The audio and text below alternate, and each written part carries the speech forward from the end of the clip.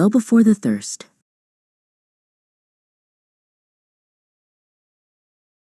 Dubai shimmered under the desert sun, tall towers of glass rising from golden sand. 12-year-old Rayan Al-Mansour loved adventure more than anything.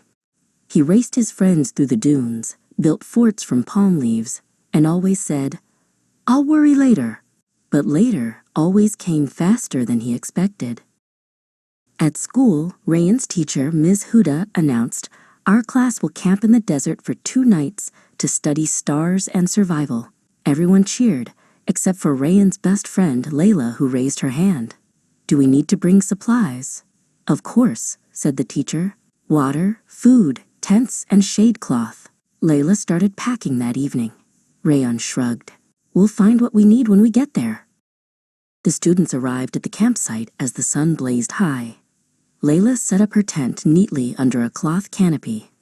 Rayan tossed his sleeping bag onto the sand and ran off to explore. He climbed dunes, took selfies, and built a sand tower shaped like the Burj Khalifa. By sunset, he was hot, tired, and very thirsty. He looked around. No water bottle. Layla sighed. "Did you even bring one?" Rayan laughed weakly. "It's fine, I'll borrow some." But everyone had packed exactly enough for themselves. Even Ms. Huda said kindly, "You'll have to wait till dinner, Rayan." That night, as he sipped tiny mouthfuls of shared water, Rayan stared at the stars. "I should have planned ahead," he thought. The next morning, Ms. Huda gathered the class under the shade of an acacia tree. "Long ago," she began, "this land had nomads who survived by digging wells before they needed water. Those who waited until they were thirsty never found any." Layla glanced at Rayan and smiled softly. He grinned back, embarrassed. Lesson learned. That afternoon, the wind began to rise.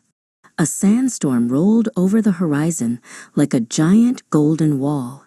"Everyone, stay calm," Ms. Huda called. Layla quickly tied down her tent and covered her supplies. Rayan froze. He hadn't brought any rope or cover. Sand whipped into his eyes, and his sleeping bag flew away. Layla shouted through the wind, "Come here, quick!"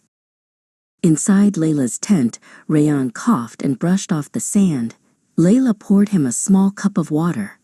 "Next time," she teased, "you'll pack before the desert does it for you." Rayan laughed.